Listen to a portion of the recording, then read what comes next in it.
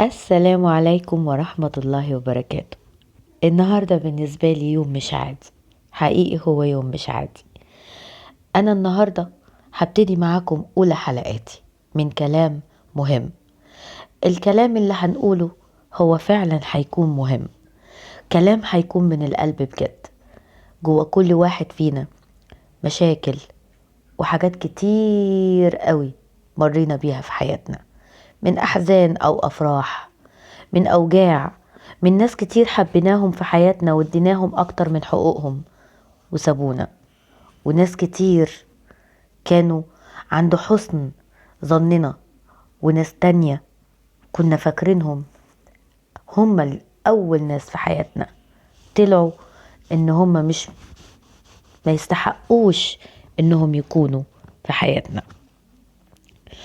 النهاردة هنتكلم عن كل حاجة مرينا بيها، هحكي حكايات حقيقية من القلب بجد، وانتوا كمان هتحكوا وهتتكلموا.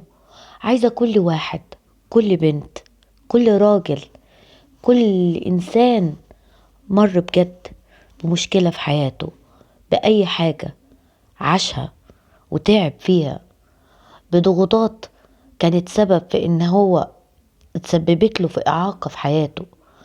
كل إنسان منا مر بمشاكل، كل إنسان منا مر بفرحة، بحاجة حلوة جميلة يحكيها ويقولها في التعليقات، وأنا هقراها وهنزلها على الصفحة عندي. بس قبل ما ابتدي واتكلم معاكم عن مشاكلنا وحكاياتنا اللي مش هتنتهي إن شاء الله، أتمنى يا رب إن كل الناس تسمع صوتي وتسمع كلامي، ونساعد بعض ونقف جنب بعض. يا ريت يا جماعة، لأن ده مقصود البرنامج، إننا نساعد بعض. أي حد فينا تعب في حياته، أي حد فينا مر بحياته بمشاكل، أي حد فينا شاف وشوش اتغيرت مع الأوقات ومع الضغوطات ومع الظروف اللي وقعنا فيها، يحكي ويتكلم من القلب. أنا نفسي هحكي وهتكلم من القلب، بس المهم إني حبيت أبتدي معاكم أولى حلقاتي النهاردة بإننا نحكي ونتكلم ونطلع كل اللي في قلوبنا. هو ده مقصودي من البرنامج، إننا نفضفض ونطلع كل حاجة كانت تعبانة، ونقعد شوية كده مع روحنا صافيين النفس، ونطلع فيها كل حاجة كانت تعبانة في حياتنا، بنحكي فيها من قلوبنا بجد. بس يا ريت قبل ما نحكي وقبل ما نتكلم لازم نفهم كويس قوي ان الدنيا اللي احنا عايشين فيها دي مش بتدي البني ادم كل حاجة هو عايزها، لان دي مش الجنة. الجنة الحقيقية هتستنانا لما نكون عملنا اللي علينا في الدنيا ووقفنا على رجلينا بجد، من غير ما نخسر ناس، من غير ما نخسر حد. ونخسرنا نخسر حاجات بسيطة، بس المهم ما نخسرش مبادئنا، ما نخسرش قيمنا اللي احنا اتربينا عليها، والعادات والتقاليد في منها الشيء اللي لازم نحافظ عليه لحد النهاردة، وفي منها اللي ما نقدرش اننا نفضل محافظين عليه، لان في العادات والتقاليد فيها حاجات كتير قوي صح، وبرضه في العادات والتقاليد في حاجات كتير قوي غلط. احنا يا جماعة كلنا مرينا بضغوطات كتير في حياتنا، شفنا ناس كتير قوي بوشوش غير الوشوش وشكل غير الشكل، لحد ما وقعنا وتغير من أحوالنا الحال تاني ساعتها، وشوفنا وشوش حقيقية. هو ده اللي أنا بتكلم عنه.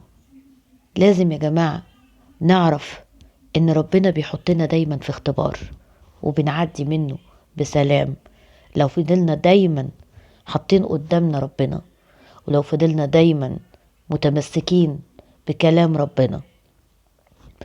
أحيانا كتير قوي بنبعد، أيوة بنبعد، وأنا أولكم كتير ببعد، بس المهم اني لما ابعد حتى وانا بعيدة افضل فاكراه وارجع تاني ليه، مفضلش زي ما انا، لان البعد صدقوني هلاك، والقرب من ربنا هو الجنة بجد. انا شفت حاجات في حياتي كتير وتعبت اكتر، بس مع ربنا لما وقفت ودعيت ليه من قلبي بجد، الدنيا اتبدل حالها واتغير من حالي لحال تاني. وربنا وقف جنبي في حاجات كتير قوي في حياتي. كل يوم هحكي لكم قصة وحكاية من حكاياتي، وكمان حابة ان انتوا تشاركوني ارائكم وتقولوا تعليقاتكم. ويا ترى كان موضوع الحلقة النهاردة مفيد ليكوا؟ يعني ما كنتش تقيل عليكوا؟ طيب لو كنت خفيفة عليكوا ياريت هعرف من خلال السبسكرايب والتفاعل منك ومنك.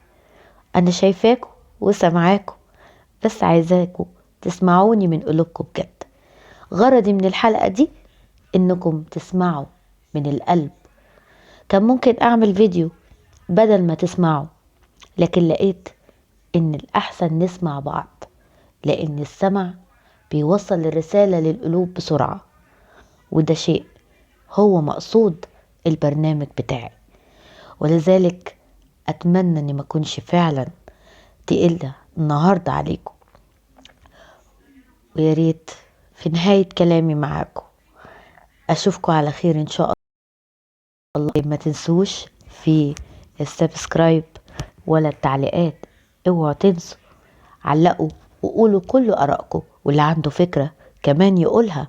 وصدقوني كل اللي هيقول لي حاجة هرد عليه، ومش بس كده، هنزل القصص اللي هتحكوها والمشاكل اللي عشتوها، وهنحاول نشوف مع بعض حل ليها ان شاء الله. وفي النهاية حبيت اودعكم باحلى كلام بجد، كلام من القلب، كلام مهم. سلام.